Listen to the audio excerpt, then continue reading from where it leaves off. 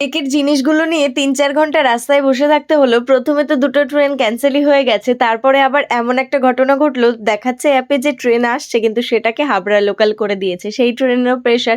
আর তার আগে ট্রেন যেহেতু বন্ধই করে দিয়েছে। আর তারপরে যখন এসেছে একটা বনগা লোকাল, সেই বনগা লোকালে মানুষ ওঠার মতো পরিস্থিতি ছিল না।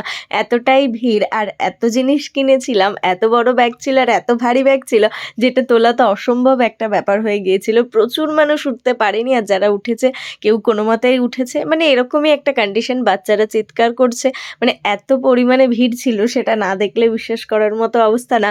বেশিরভাগ মানুষ তো ঝুলে, ঝুলেই গেছে দরজায়। কিন্তু সেটা যদিও খুব রিস্কের। কখনো যদি একটু ১৯-২০ হয়ে যায়, যে কেউ যখন তখন পড়ে যেতে পারে সেরকমই একটা পজিশন ছিল। অনেক সময় আমরা ট্রেনের জন্য স্টেশনে বসে থাকি।